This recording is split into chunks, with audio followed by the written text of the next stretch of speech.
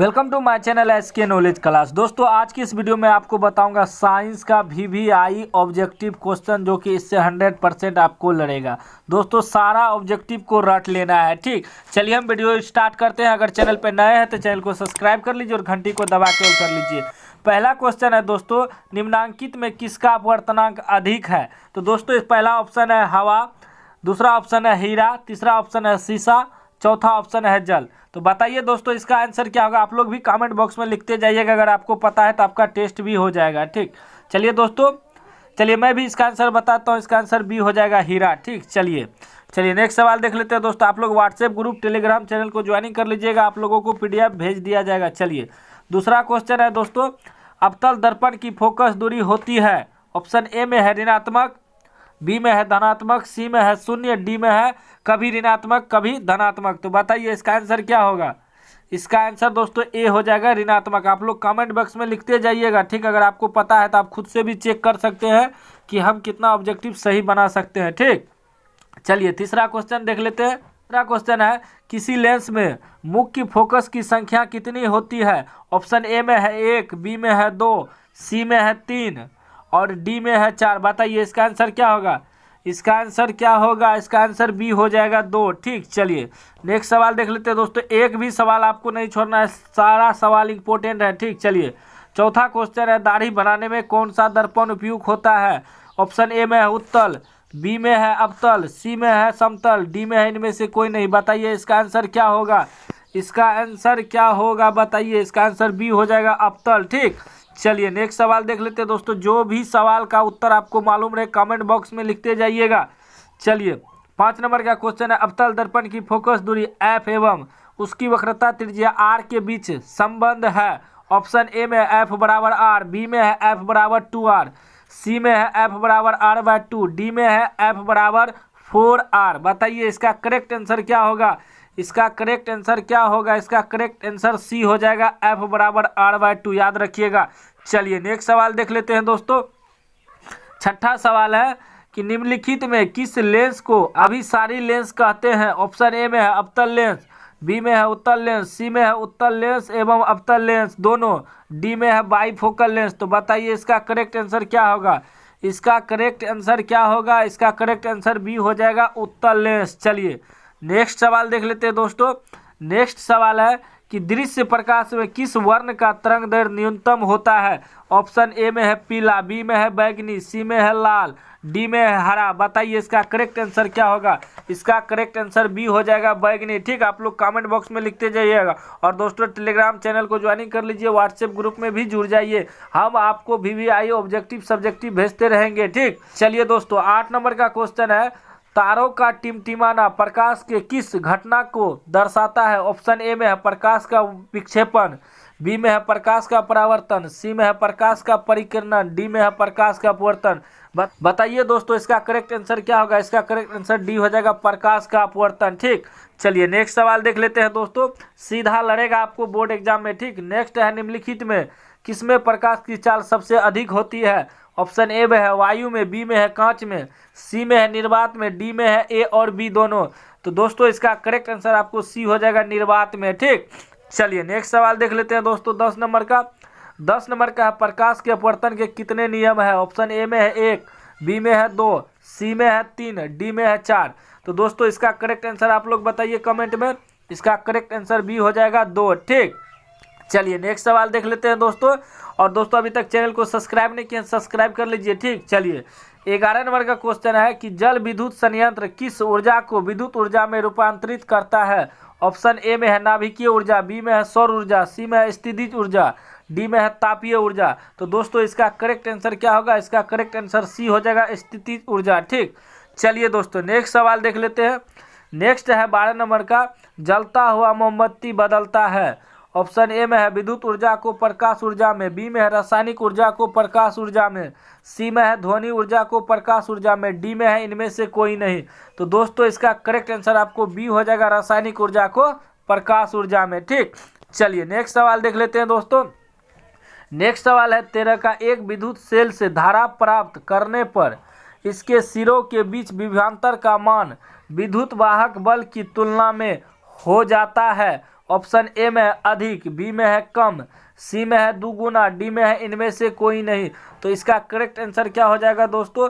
इसका correct answer आपको B हो जाएगा कम। ठीक दोस्तों, जिस भी सवाल का उत्तर आपको मालूम रहे तो आप लोग कमेंट बॉक्स में देते जाइएगा, इससे आपका टेस्ट भी होते जाएगा। ठीक चलिए दोस्तों, 14 नंबर का है, प्रतिरोध का मान बढ़ाने के लिए प्रतिरोधकों को जोड़ा जाना चाहिए। ऑप्शन ए में है समांतर क्रम में, बी में है श्रेणी क्रम में, सी में है ए तथा बी दोनों, डी में है इनमें से कोई नहीं। तो दोस्तों इसका 14 का करेक्ट आंसर आपको बी हो जाएगा श्रेणी क्रम में। चलिए नेक्स्ट सवाल देख लेते हैं दोस्तों, 15 नंबर का। 15 का है, विद्युत चुंबक बनाने के लिए प्रायः जिस क्षण का उपयोग होता है वह है। ऑप्शन ए में है तांबा, बी में है नरम लोहा, सी में है इस्पात, डी में है इनमें से कोई नहीं। तो दोस्तों इसका करेक्ट आंसर बी हो जाएगा नरम लोहा। ठीक चलिए दोस्तों, नेक्स्ट सवाल है 16 नंबर का कि उच्चतर ताप पर कौन सी प्रक्रिया पूरी की जाती है। ऑप्शन ए में है नाभिकीय विखंडन, बी में है नाभिकीय संलयन, सी में है दोनों ए और बी, डी में इनमें से कोई नहीं। तो इसका करेक्ट आंसर आपको ए हो जाएगा नाभिकीय विखंडन। चलिए नेक्स्ट सवाल देख लेते हैं दोस्तों, 17 नंबर का। 17 का कार्य है कि सौर ऊर्जा को सीधे विद्युत में बदलने वाली युक्ति है। ऑप्शन ए में है सौर कुकर, बी में है सौर सेल, सी में है ए और बी दोनों, डी में है इनमें से कोई नहीं। तो बताइए इसका करेक्ट आंसर क्या हो जाएगा? बी हो जाएगा सौर सेल। ठीक चलिए नेक्स्ट सवाल देख लेते हैं दोस्तों, 100% आपको इससे लड़ेगा। VVI ऑब्जेक्टिव है दोस्तों, पूरा रट जाना है, ठीक ना, और आप लोग पढ़ने पे ध्यान दीजिए पूरा। चलिए 18 का है कि पवन विद्युत जनित्र में पवन की चाल कम से कम कितनी होनी चाहिए। ऑप्शन ए में है 150 किलोमीटर प्रति घंटा, बी में है 1.5 किलोमीटर प्रति घंटा, सी में है 12 से 14 किलोमीटर प्रति घंटा, डी में है इनमें से कोई नहीं। तो इसका करेक्ट आंसर दोस्तों आपको डी हो जाएगा, क्योंकि इसका चाल होता है 15 किलोमीटर प्रति घंटा, याद रखिएगा 15 किलोमीटर प्रति घंटा। चलिए नेक्स्ट सवाल देख लेते हैं दोस्तों, 19 नंबर का। 19 का कार्य है सेल का विद्युत वाहक बल है। ऑप्शन ए में है सेल द्वारा इकाई आवेश पर लगाया गया बल, बी में है सेल द्वारा इकाई आवेश पर किया गया कार्य, सी है विभवांतर, डी है इनमें से कोई नहीं। इसका करेक्ट आंसर आपको बी हो जाएगा दोस्तों, सेल द्वारा इकाई आवेश पर किया गया कार्य। ठीक याद रखिएगा। चलिए दोस्तों नेक्स्ट सवाल देख लेते हैं 20 का। 20 का कार्य है कि घरेलू परिपथ में मुख्य रूप से किसकी आपूर्ति होती है। ऑप्शन ए में है प्रत्यावर्ती धारा की, बी में है चरदिष्ट धारा की, सी में है दिष्ट धारा की, डी में है इनमें से कोई नहीं। तो दोस्तों इसका करेक्ट आंसर ए हो जाएगा प्रत्यावर्ती धारा की। चलिए दोस्तों नेक्स्ट सवाल देख लेते हैं 21 नंबर का। 21 का कार्य है कि वर्ण विक्षेपण असंभव है।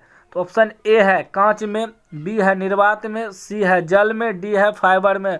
तो दोस्तों इसका करेक्ट आंसर डी हो जाएगा फाइबर में। याद रखिएगा दोस्तों, VVI ऑब्जेक्टिव है, इससे बहुत क्वेश्चन लड़ेगा आपको। ठीक चलिए दोस्तों नेक्स्ट देख लेते हैं 22 का कार्य है वायु में रखा एक कांच का प्रिज्म आपतित किरण को मोड़ देता है। ऑप्शन ए में है ऊपर, बी में है नीचे, सी में है आधार से दूर, डी में है आधार की ओर। तो दोस्तों इसका करेक्ट आंसर आपको डी हो जाएगा आधार की ओर। ठीक चलिए नेक्स्ट सवाल देख लेते हैं दोस्तों 23 नंबर का।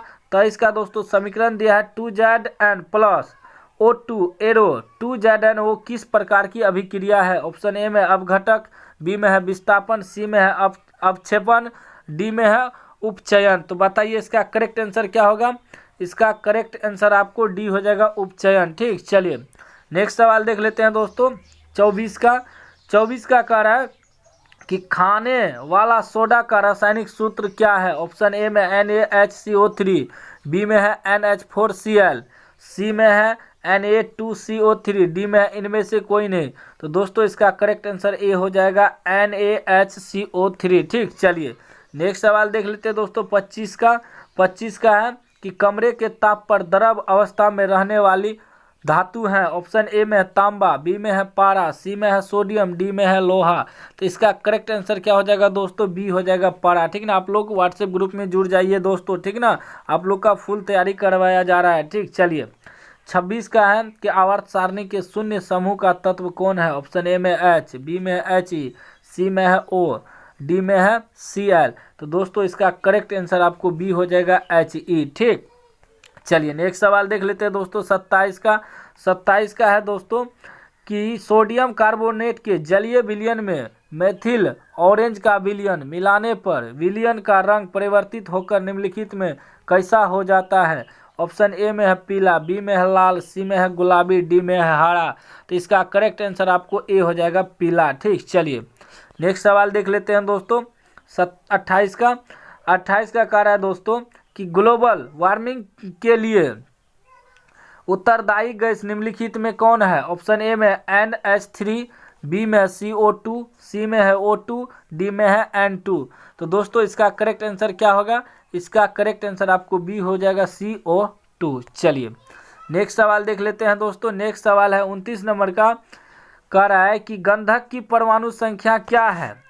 तो इसका ऑप्शन ए है 2, बी है 4, सी है 8, डी है 16। तो दोस्तों इसका करेक्ट आंसर 29 का आपको डी हो जाएगा 16। ठीक, चलिए नेक्स्ट सवाल देख लेते हैं दोस्तों 30 नंबर का। 30 नंबर का कह रहा है कि अम्ल का जलीय विलयन विद्युत का संचालन करता है क्योंकि अम्ल जल में, ऑप्शन ए में है दोस्तों, ए ऑप्शन होगा यहाँ, आयनित होता है, बी है अविलेय होता है, सी है विलय होता है, डी है इनमें से कोई नहीं। तो दोस्तों इसका करेक्ट आंसर ए हो जाएगा आयनित होता है। ठीक, चलिए नेक्स्ट सवाल देख लेते हैं दोस्तों 31 का। 31 का कह रहा है अधिकतर धातुओं के ऑक्साइड होते हैं। ऑप्शन ए में है क्षारीय, बी में है अम्लीय, सी है उदासीन, डी है इनमें से कोई नहीं। तो दोस्तों इसका करेक्ट आंसर ए हो जाएगा क्षारीय। ठीक, चलिए नेक्स्ट सवाल देख लेते हैं दोस्तों 32 का।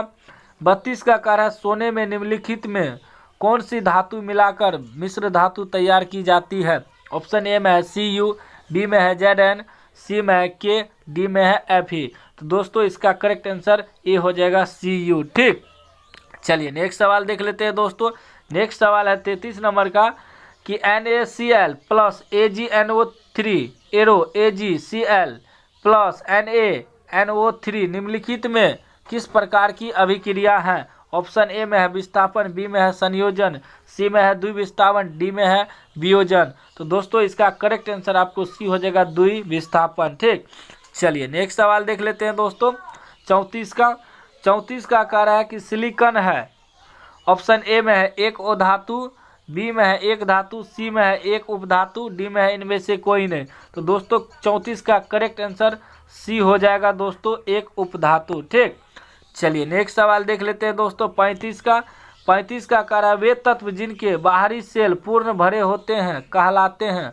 ऑप्शन ए में है संक्रमण तत्व, बी में है हेलोजेंस, सी में है क्षारीय मृदा धातु, डी में है उत्कृष्ट गैसें। तो बताइए इसका करेक्ट आंसर क्या होगा? 35 का करेक्ट आंसर डी हो जाएगा उत्कृष्ट गैसें। ठीक, चलिए दोस्तों नेक्स्ट देख लेते हैं। नेक्स्ट है 36 का, खरिया का रासायनिक सूत्र है। ऑप्शन ए में है CaHCO3 उसके बाद बी में है CaOCl। ठीक, उसके बाद दोस्तों सी में CaCl2, डी में है CaCO3। तो दोस्तों इसका करेक्ट आंसर आपको डी हो जाएगा CaCO3। ठीक, चलिए नेक्स्ट सवाल देख लेते हैं दोस्तों 37 का।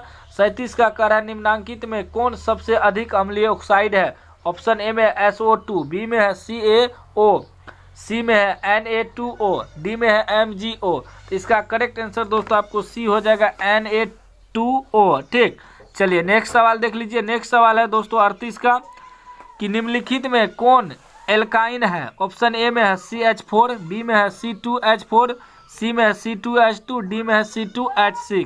तो इसका करेक्ट आंसर दोस्तों आपका सी हो जाएगा C2H2। ठीक, चलिए नेक्स्ट सवाल देख लीजिए दोस्तों 39 का। 39 का कह रहा है कि CH3O C2H5 का IUPAC नाम है। तो इसका करेक्ट आंसर आपको बी हो जाएगा एथिल मेथिल ईथर। ठीक, चलिए दोस्तों लास्ट सवाल देख लेते हैं 40 का। 40 का कह रहा है कि निम्नलिखित में से कौन यौगिक ईंधन के रूप में इस्तेमाल किया जा सकता है? ऑप्शन ए में है प्रोपेनॉल, बी में है एथेनोइक अम्ल, सी में है एथेनॉल, डी में है इनमें सभी। तो दोस्तों इसका करेक्ट आंसर सी हो जाएगा एथेनॉल। ठीक, तो दोस्तों आज की वीडियो में बस इतना ही। और भी आपको ऑब्जेक्टिव सब्जेक्टिव चाहिए तो कमेंट बॉक्स में जरूर लिखिएगा। अभी तक चैनल को सब्सक्राइब नहीं किया सब्सक्राइब कर लीजिए और घंटी को दबा के ऑल कर लीजिए।